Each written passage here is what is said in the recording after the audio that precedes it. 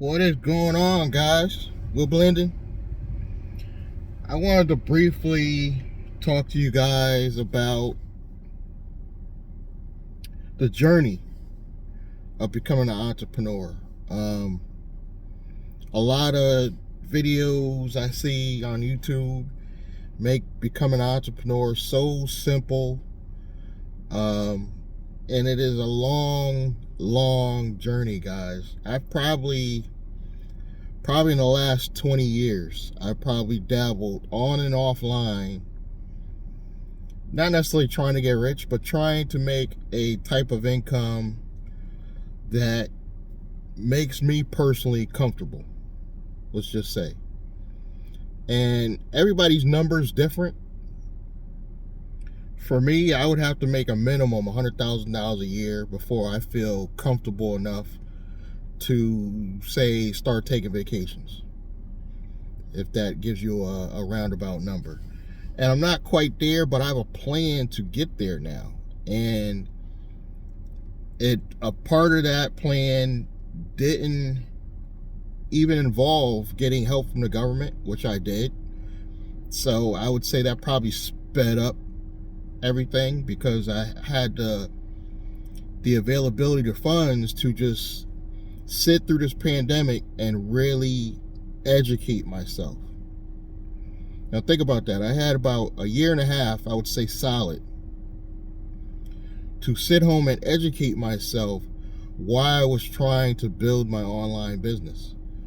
And I even had to incorporate Uber part-time just to have that influx of cash on a daily basis. That actually really helps. But this journey was long, guys. I would say even I've been on YouTube probably for over 5 years, just to get to the point where I have a small, very small audience that is actually just now starting to pay attention to my videos. If that gives you an idea that this is a long journey, guys. I'm still not getting AdSense funds. I did hear about the YouTube Partner Program. They're going to give us an easier way to allow to take payments from customers. So it's going to be like a lower tier kind of partner program. And I think you'll need less views for it. Don't quote me on that. It's something they're rolling out in 2023. I was watching one of these big YouTubers that just talk about building a business on YouTube was saying that they're trying to roll this out in 2023. So I think that's going to make it easier for content creators to get started, but you really got to get started now, guys. You got to start building the influence.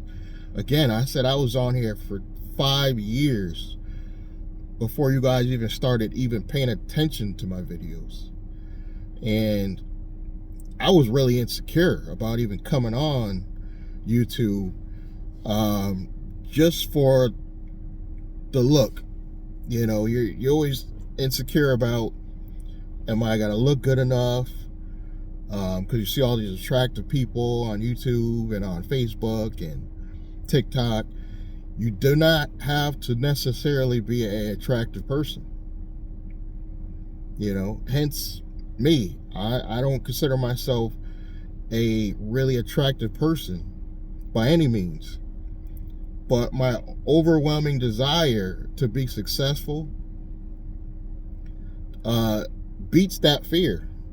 Is much stronger than that fear. My overwhelming desire to become a successful entrepreneur is way stronger than my fear of you guys poking fun of me on my looks. It really is. And learning the online affiliate marketing game, that probably took me the longest time. I've had a few videos that I call went semi-viral, you know, when you get like 10,000 views or so, which is nowhere near considered viral. But for me, that's a big deal if I get one video that even gets over 5,000 views. I get excited when it happens. It's only happened a few times. You can go down my videos and you might find one or two that was successful, and it usually incorporates some type of affiliate marketing. Usually in the description box, or I'm talking about a particular company. Not too many network marketing companies I currently work with. I only work with one, and that's MWR Financial, because I feel like that's the only one that meshes with what I'm trying to do, which is teach you guys how to get financially smarter and build a small business. Now, the whole idea of me using gig economy to fund a holding company, I would say that was my idea. You know, I don't even think Glendon Cameron was talking about that, because he's always saying, you know, you're never going to get anywhere being a full-time Uber or Lyft driver, which I gotta kind of agree with. You gotta have a plan when you go in now and becoming a full-time Uber driver to get out.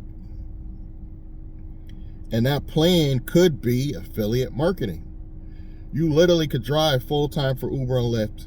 I've done this, and have a piece of paper in the seat in front of the passenger side in the back, and just have your affiliate offers, or have your YouTube channel, or have any type of business you're trying to marketing, and eventually people will check it out. I've done this for years. This was how I started building my YouTube channel. I literally made people in the real world say, look at this flyer and check it out. And it was, at the time, it was a company called Trip that ended up being a scam, but on there as well, I got them to go to my YouTube channel. I got them to go to several websites. So even though that company wasn't successful, I still got people to subscribe to my YouTube channel just from one flyer that I just had in the back and the passenger side. Say, hey, when you have time, check that out, which I'm gonna start doing again. I got away from that, and I think I need to get back doing that and just have a list of companies I work with and deal with, and just have a way for them to go sign up. So I'm gonna redo that. I'm gonna do that again, make that flyer, you know, give people the ability to check out my YouTube channels again. And I think I'm just gonna list them all, you know. And this has given me the ability to slowly, over time, over the course of probably 2 years, slowly funnel money into my holding company, which now I have proof that I have a job. Because one of the biggest things you're going to find as a Uber or Lyft driver is when you go to get a mortgage or you go to get a car, the first thing out their mouth is going to be like, well, where do you work? You cannot just say I work for Uber and Lyft when it's in your own name. It just doesn't work. But if you have a small business or corporation, now you have a job. I wouldn't even suggest you say I'm self-employed, because that brings in a lot more paperwork that you might have to provide, when you could just simply say, here's my job, here's my W-2s, here's my pay stubs, what am I approved for? Boom, nice and streamlined. And this is an old trick, but it's kind of new for me, because I've had businesses in the past, guys, and I didn't think to implement this, because usually the businesses I were doing weren't making any real money. Let's keep it real. But with Uber and Lyft as your vehicle, you're gonna make money. If you drive 4 to 8 hours a day, you're going to make money. That's money you can put into your business. And now you could show proof. Like now I could show proof that I have a personal income, because I have personal accounts that some of my money goes into, and now I have a business account that also some of my money goes into, and some of it can be the same money, guys. Tip, strategy. Some of the same money can go from your personal to your business accounts, and you're able to use that to qualify for funding, both on the personal and business side. Now you might have to use you might have to use personal credit to build up your business in the beginning. But some point down the line, you should be able to live solely off your business credit and whatever you're bringing into your business, and have that pay for everything, your living expenses, everything. And still, if you do this right, have enough tax write-offs so you don't really have to end up paying tax. But I also recommend at some point you're going to have a business that shows a profit. Therefore, it will help you qualify for more funding as well. So you got to have both. I'm trying to build out 2 companies right now. I already had my holding company that pays me a weekly check. But now I'm working on a business that is solely going to be used to bring in grants, loans, and I'm trying to stay in the technology, software development region, because those are the best grants. And if I stay in that area and show a profit, meaning you want to owe some tax, you want to pay some tax, you don't want to write off everything, at least in one of your businesses, because that's going to help you get approved for more buying and spending power. So at some point you want to show a profit. You want to have at least one business in your arsenal that shows you make $100,000 a year, and then you want to have another business that is going to pose as your employer. You see what I'm doing? So now I can eventually go to lenders and be like, okay, this business is my job. You don't even have to, it's legal to say this is my job. You don't, especially if you're paying yourself as an employee like I am through paychecks.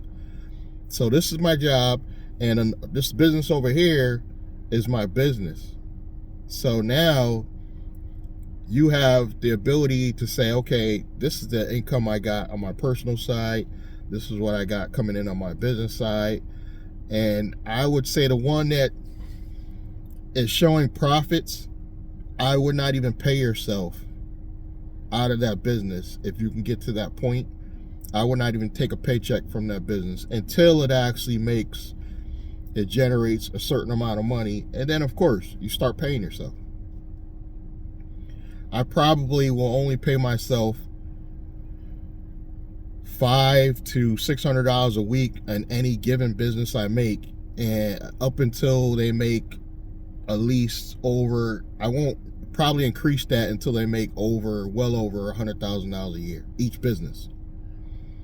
So at some point I want to have it where I have 2 or 3 businesses all paying me $500 a week, and now it looks like my personal income is about $100K. Meanwhile, I could be making $500,000 total, and the business paying for everything. So that $100,000 you have personal income should be real personal income, meaning that you shouldn't have to spend it on anything except clothes, maybe your personal electric bill, gas bill, maybe your personal credit cards, maybe your personal car loan, and that should be it.